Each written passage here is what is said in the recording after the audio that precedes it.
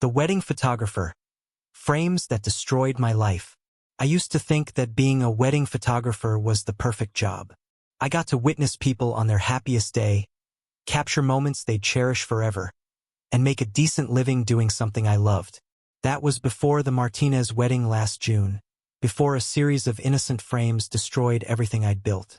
My name is Alex Reeves, and for the past 7 years, I've been Portland's go-to wedding photographer. My calendar was booked solid months in advance, and my Instagram page was filled with smiling couples and heartfelt testimonials. I had a knack for capturing those genuine moments. The subtle glances, the gentle touches, the uninhibited joy. It wasn't just a job to me. It was an art form. The day I met with Daniela and Michael Martinez, I knew they were going to be a dream to work with. They'd been together since college, had weathered long distance while Michael was deployed overseas, and were finally tying the knot at Portland's historic Sentinel Hotel. Daniela was radiant dark, expressive eyes and a smile that lit up the room. Michael was the quintessential good guy, straightforward, earnest, with a military bearing that softened whenever he looked at his fiancée. "We've followed your work for years," Daniela said during our consultation. "Your photos look like stills from a movie. They tell a story. That's exactly what we want." I was flattered, of course. I prided myself on that narrative quality. What I didn't realize then was that some stories are better left untold. The day of their wedding was picture perfect. 75 degrees, sunshine filtering through wispy clouds, creating that diffused light photographers dream about. The Sentinel was decked out in cream and gold, with lush greenery and delicate orchids adorning every surface. I moved through the crowd with practiced ease, snapping candids of guests laughing, dabbing at tears, embracing. My assistant, Jamie, was capturing the wedding party getting ready while I focused on venue details and guest arrivals. When I finally headed up to the bridal suite, Daniela was alone, standing by the window in her gown, a vision in vintage-inspired lace. "Everyone stepped out to grab something," she explained, turning to me. "How do I look?" "Absolutely stunning," I replied honestly. "Michael won't know what hit him." A shadow crossed her face, so quickly I thought I'd imagined it. "Perfect," she said. "That's exactly what I want." I took several frames of her by the window, the light creating a halo effect around her silhouette. I showed her a few on my camera's display, and she nodded approvingly. "These are beautiful, Alex. But listen." She stepped closer, lowering her voice despite us being alone. "There's someone coming today, an old friend. If you could avoid getting them in the photos, I'd appreciate it. It would just complicate things with Michael's family." It wasn't the strangest request I'd received. Some families had complicated dynamics, and part of my job was navigating those sensitivities. "No problem at all," I assured her. "Can you point them out to me when they arrive?" She shook her head. "You'll know. Dark hair, blue suit, probably won't be mingling much. Just trust me on this." Before I could ask further questions, the bridesmaids burst back into the room in a flurry of champagne and laughter, and the moment was gone. The ceremony was moving. Michael teared up when Daniela walked down the aisle, and their vows were so personal and heartfelt that I found myself blinking back tears as I captured their exchange of rings. The light was divine, streaming through the hotel's historic stained glass windows, creating prismatic patterns across the couple as they shared their first kiss as husband and wife. It was during the reception that I noticed him, the man in the blue suit, leaning against the bar. Dark hair, as Daniela had said, and strikingly handsome in a way that drew attention. But what caught my eye more than his appearance was how deliberately he seemed to be avoiding my camera. Every time I raised my lens in his general direction, he'd turn away or step behind a column. Not my problem, I reminded myself. The bride had specifically asked me not to photograph him, and I was respecting her wishes. Still, my curiosity was piqued. "Who's that guy?" I asked Jamie during a brief moment of downtime. She followed my gaze. "No idea. He's not sitting at any of the tables. Maybe a +1. Maybe," I agreed, though something didn't feel right. He carried himself with too much familiarity, too much entitlement to the space, to be someone's casual date. I pushed it from my mind and focused on capturing the remaining reception highlights: the father-daughter dance, the cake cutting, the bouquet toss. It was during the latter that I finally got a clear shot of Blue Suit, completely by accident. As the bouquet sailed through the air, I snapped a rapid sequence of frames, hoping to catch it mid-flight. He happened to be in the background of one shot, and the expression on his face as he looked at Daniela was so intense, so unmistakably intimate, that I felt like an intruder just witnessing it. But it was what happened next that truly set off alarm bells. As the night wound down and guests began to leave, I was packing up my gear when I noticed Daniela slip away from the head table. Assuming she was heading to the restroom to freshen up, I thought nothing of it, until I spotted her in a secluded alcove near the coat check, locked in a hushed but heated conversation with Blue Suit. I didn't mean to eavesdrop, but as I approached to retrieve my jacket, their words carried clearly in the quiet hallway. "You shouldn't have come," Daniela was saying, her voice tight. "What was I supposed to do?" Blue Suit replied, "You weren't answering my texts. I needed to see for myself." "See what? That I went through with it? That I meant what I said? That you're really choosing him?" There was a pause, heavy, charged, before Daniela responded. "I'm doing what's best for everyone." Blue Suit laughed, a hollow sound. "Everyone except us." I froze, camera bag halfway zipped, feeling like the worst kind of voyeur. This was clearly not a conversation I was meant to hear, and definitely not a moment I should capture. I quietly backed away, but not before witnessing Blue Suit pull something from his pocket, a small velvet box, and press it into Daniela's hand. "Just take it," he said. "To remember." I retreated to the ballroom, troubled by what I'd seen but reminding myself that it wasn't my place to judge or intervene. People's lives were complicated. Relationships were messy. Maybe this was just an ex having trouble letting go, or a childhood friend with misplaced feelings. As I said my goodbyes to the couple, Daniela hugged me tightly. "Thank you for everything, Alex," she whispered. "Your photos will be the perfect memory of today." Her choice of words struck me as odd, but I smiled and congratulated them again. Michael shook my hand firmly, his face flushed with happiness and champagne. "Can't wait to see the pictures, man. Daniela says you're the best." I nodded, suddenly uncomfortable under his trusting gaze. "You'll have the previews within 2 weeks," I promised. On the drive home, I couldn't shake the unease that had settled over me. I told myself it was just wedding fatigue. I'd been shooting back-to-back events all month, but deep down, I knew it was more than that. It was the memory of Blue Suit's eyes following Daniela across the room, and the way her hand had closed around that velvet box like it contained something precious. I spent the next day importing and backing up the thousands of images from the Martinez wedding.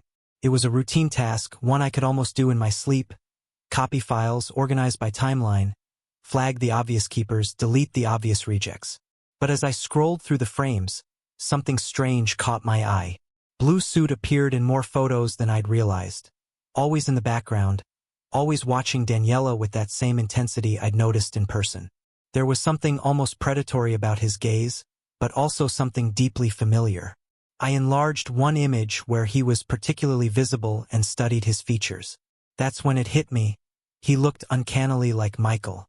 Not in an obvious way, they weren't doppelgangers, but they shared a similar bone structure, similar coloring. If you described them both in words, they'd sound like the same person. But Blue Suit's face had a hardness to it that Michael's lacked, a sharp edge to his jawline that hinted at a different kind of character. Curious now, I began to flag every photo where Blue Suit appeared. As I created this visual timeline of the wedding, a pattern emerged. Every time Michael stepped away from Daniela, to greet guests, to grab drinks, to speak with the band, Blue Suit would inch closer to her. And in one series of shots, taken during a particularly rowdy dance floor moment, I caught something that made my stomach drop. It was barely perceptible, a split-second exchange, but my rapid-fire shooting had captured it all. Blue Suit brushing past Daniela, their hands meeting briefly, something passing between them. In the next frame, Daniela's clutch was open, and whatever had been exchanged was gone. I zoomed in further, enhanced the image as much as I could without degrading it. There, just visible at the edge of the frame, was what looked like a keycard, the kind used in hotels. Jesus, I muttered, sitting back in my chair. What had I accidentally documented? I continued scrolling, increasingly uncomfortable with what I was finding. There was a moment outside the bathrooms. Daniela adjusting Blue Suit's tie, their faces so close they were almost kissing. There was a frame where Blue Suit's hand rested possessively on the small of her back while Michael chatted obliviously with his groomsmen just feet away. And then there was the most damning image of all, captured entirely by accident as I'd been photographing an elderly couple slow dancing. In the background, partially obscured by a floral arrangement but unmistakable, Daniela and Blue Suit locked in a passionate kiss. My finger hovered over the delete button. The ethical implications were making my head spin. These weren't my secrets to keep or reveal, but they were my photographs, my work. And Michael was paying me to document his wedding day, the real one, not a sanitized version. Before I could decide what to do, my phone buzzed with a text from an unknown number. Hey Alex, it's Daniela. Got your number from the contract. Can we meet tomorrow to discuss something about the photos? Without Michael. We met at a quiet cafe in the Pearl District, far from where the Martinezes lived. Daniela arrived looking nothing like the radiant bride I'd photographed 2 days earlier. Her eyes were shadowed, her movements tense. I need to know what you saw, she said without preamble, sliding into the booth across from me. I took a sip of my coffee, playing for time. I'm not sure what you mean. Don't, she said sharply. Please don't pretend. I saw you watching us. I need to know what your camera caught. I brought my laptop, anticipating this might be about the photos. I opened it but didn't turn it to face her yet. Who is he, Daniela? She exhaled slowly, her fingers tracing the rim of her untouched mug. His name is Jason. He was my fiancé. Before Michael. I waited, sensing there was more to the story. Jason and I were together for 5 years. He's a journalist, war zones, conflict areas, that kind of thing. He was supposed to be gone for 3 months in Syria, but then he was taken hostage. My eyes widened. Hostage? She nodded. It was kept out of the news, delicate negotiations, national security, all that. But months went by with no word. His family was told to prepare for the worst. I grieved. I fell apart. And then you met Michael, I guessed. Michael put me back together, she said quietly. He was patient, kind, everything I needed. When he proposed after a year, it felt right. It felt like a second chance. And then Jason came back. 2 months ago. Just showed up at my door like a ghost. She laughed humorlessly. 6 days before I was supposed to send out wedding invitations to marry another man. I finally turned the laptop toward her, showing her the image of the kiss. She didn't flinch, didn't look surprised or ashamed. She just looked sad. Delete it, she said. Delete them all. Please, Alex. I'm begging you. And Michael? What about him? Her eyes flashed. What about him? He got what he wanted. A beautiful wedding. A wife who cares for him. He doesn't need to know about Jason. But you're still seeing Jason, I said, making it a statement rather than a question. It's complicated. It's infidelity, Daniela. You've been married for 2 days. Her face hardened. You don't understand. I loved Jason first. I never stopped. But I made promises to Michael too. And I care about him enough to try and honor them. By secretly meeting your ex on your wedding day? By giving us closure, she said firmly. Jason is leaving for another assignment next week. Afghanistan. We needed to say goodbye properly. I didn't believe her. The key card exchange, the velvet box, the heated whispers didn't look like closure to me. But I also knew it wasn't my place to judge her choices. I'll remove the obvious ones, I said finally. The kiss, the key card pass. But I can't guarantee he won't appear in the background of other shots. There were over 3,000 images from that day. Relief washed over her face. Thank you. That's all I'm asking. As she stood to leave, I found myself asking one more question. The velvet box he gave you, what was in it? She paused, then reached into her bag and pulled it out. Opening it, She revealed a delicate silver compass on a chain. He gave me this before his first overseas assignment. Said it would always lead him back to me. Her voice caught. I returned it when I got engaged to Michael. He was just giving it back. I nodded, not trusting myself to speak. The symbolism felt heavier than she was letting on. As I watched her walk away, I couldn't shake the feeling that I'd just become complicit in something I didn't fully understand. I spent the next week editing the Martinez wedding photos, carefully curating the collection to exclude the most incriminating images of Daniela and Jason. It felt dishonest, but I kept telling myself I was doing the right thing. I was protecting a marriage, sparing someone unnecessary pain. But the more I worked with the images, the more troubled I became. It wasn't just the obvious moments between Daniela and Jason that bothered me. It was the way she looked at Michael when she thought no one was watching. Not with love or tenderness, but with a cold calculation that chilled me.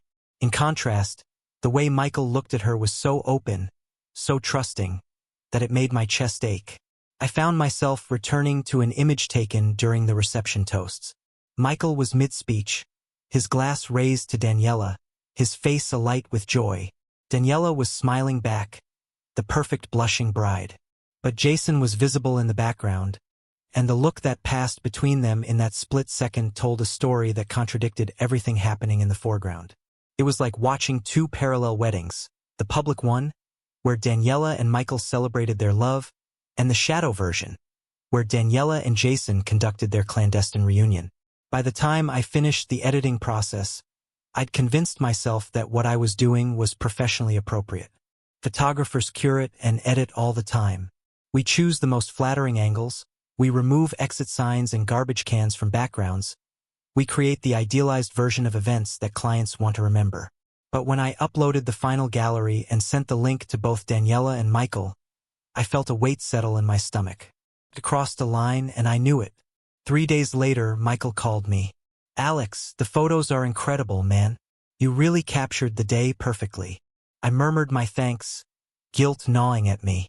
Listen, I was wondering if you could do me a favor, he continued. I'm putting together a surprise slideshow for Daniela for our 1-month anniversary. You know, with some behind-the-scenes shots, candids she might not have seen yet. I noticed the online gallery is pretty curated. Do you have any outtakes you could share? My blood ran cold. The gallery includes all the best shots already, I said carefully. The others are just duplicates or people blinking, that kind of thing. Still, I'd love to see them. Maybe there's something special I'd notice that a professional eye would dismiss. I'm happy to pay extra. I closed my eyes, trying to think of a way out. Let me see what I have. I'll get back to you. After hanging up, I paced my apartment, torn between my professional obligation to Michael as my client and the promise I'd made to Daniela. But something about Michael's earnestness, his complete trust in both me and his new wife, made my decision for me. I created a new folder and filled it with harmless outtakes. Group shots where someone was mid-blink, slightly blurry dance floor moments, off-center detail shots. Nothing that would reveal Daniela's secret. I was about to send the link when my finger hesitated over the mouse. Was I really going to perpetuate this deception? Help Daniela maintain her lie? On impulse, I opened the folder of rejected images I'd set aside, the ones showing Daniela and Jason together. There were dozens of them, each more damning than the last. The kiss, the key card exchange, the intimate touches, the longing glances. Before I could change my mind, I added just one to the folder for Michael. Not the most obvious one, but one that hinted at the truth. It showed Daniela talking to Jason in the background, their body language intimate but not explicitly romantic. It could be interpreted innocently, but it might raise questions if Michael was paying attention. I sent the link, telling myself I was giving him a chance to see the truth without forcing it on him. A week passed with no word from either of the Martinezes. I threw myself into other projects, trying to ignore the nagging guilt. Then, late one night, my doorbell rang. Michael stood on my doorstep, rain-soaked and hollow-eyed. I need to see them, he said without greeting. All of them. I didn't pretend not to understand. I stepped aside, letting him in. How did you know? I asked, leading him to my office. That photo you sent, the guy in the blue suit. I didn't recognize him at first, but something about how Daniela was looking at him bothered me. He ran a hand through his wet hair. I asked her about him. She said he was just an old friend from college. But I could tell she was lying. So I did some digging. He pulled out his phone and showed me an Instagram post. A years-old photo of Daniela and Jason, clearly a couple, with a caption about their engagement. Jason Mercer, Michael said flatly. Her ex-fiancé who supposedly died overseas. Imagine my surprise when I found out he's very much alive and was at our wedding. I sat heavily in my desk chair. I'm sorry, Michael. I didn't know what to do. Show me everything, he said. I need to see it all. For the next hour, I scrolled through the unedited images, showing Michael the visual evidence of his wife's betrayal. He watched in silence, his face growing more stoic with each revelation. When we reached the image of the kiss, he stood abruptly. Can you send these to me? Not all of them. Just enough. I nodded, understanding what he was asking. Evidence. Proof. What are you going to do? I asked. He laughed. A broken sound. Confront my wife of 3 weeks about the affair she's having with her supposedly dead ex-fiancé? File for annulment? I don't know, Alex. I'm making this up as I go. As I compiled the files, a thought occurred to me. There's something else you should see. I pulled up an image taken during the couple's first dance. A moment I'd included in their final gallery because it looked so romantic on the surface. Daniela gazing up at Michael, their bodies close. Look at her hand, I said quietly. Michael leaned in. There, just visible on Daniela's wrist, was a silver chain. The compass necklace, wrapped around her arm like a bracelet, hidden under her sleeve but momentarily exposed. She was wearing it during our first dance, he whispered. I'm so sorry, I said again inadequately. He straightened, a new resolve hardening his features. Don't be. You're just the messenger. At least one of us was honest. The fallout was swift and devastating. Michael confronted Daniela that night, armed with the photographic evidence I'd provided. She didn't deny it, couldn't, in the face of such irrefutable proof, but tried to explain that she was caught between two loves, two promises. Michael moved out the next day, filed for annulment the day after that. The news rippled through their social circles, eventually reaching me through mutual acquaintances. Daniela called me once, her voice tight with fury. You had no right, she hissed. Those were private moments. They happened at a wedding I was hired to document, I replied calmly, though my heart was racing. In full view of hundreds of guests. There was nothing private about them. You betrayed my trust. You betrayed his. She hung up. I never heard from her directly again, though I later learned she had moved overseas, to Afghanistan, where Jason was stationed. Whether she was running to him or from the scandal, I never knew for certain. Michael, surprisingly, kept in touch. Not as a client, not as a friend exactly, but as someone with whom I shared a strange, pivotal experience. He would text occasionally with updates on his life. A new job in Chicago, a small apartment with a view of the lake, tentative steps back into the dating world. The irony, he wrote to me 6 months after the wedding, is that I have these beautiful professional photos of the worst day of my life. Can't bring myself to delete them. Can't stand to look at them. I understood that contradiction all too well. As for me, the Martinez wedding marked a turning point in my career. Word got around, it always does in Portland, and my bookings dropped precipitously. Some potential clients were put off by what they saw as my betrayal of Daniela's confidence. Others worried I might capture moments they'd rather keep hidden. I didn't blame them. I'd crossed a professional line, inserted myself into a client's personal drama. It didn't matter that my intentions had been good, or that Michael had a right to know.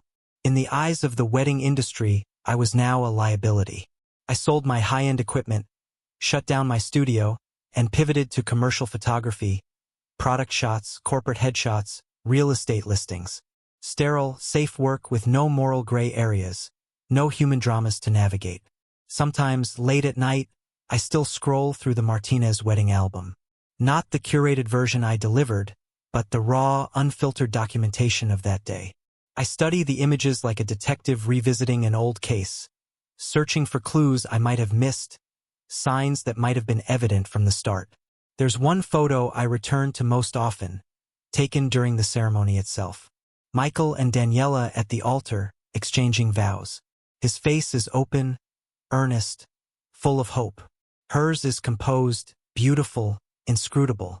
And there in the background, partially obscured by a flower arrangement but unmistakably present, is Jason in his blue suit, watching the woman he loves promise herself to another man. It's all there in a single frame: love, betrayal, deception, hope. The entire human drama captured in 1/125th of a second. That's the power and the burden of photography, I've learned. We freeze moments in time, preserving them long after the truth behind them has changed or revealed itself. We create artifacts that outlast the emotions they capture, tangible evidence of intangible connections. Michael texted me last week. He's engaged again, to a doctor he met in Chicago, someone with no hidden agendas, no secret pasts. He asked if I would consider photographing their small ceremony this fall. I politely declined, explaining that I'd left the wedding photography business. "That's too bad," he wrote back. "You have a gift for seeing what others miss." He's right, though not in the way he meant it. What I have is a burden, the knowledge that sometimes the truth lives in the background of our lives, out of focus but present, waiting for someone to notice, to adjust the frame, to bring it sharply into view. I still have my camera. I still take pictures. But now I'm careful about what I capture, conscious that every frame tells a story, and not always the one we think we're telling. The end.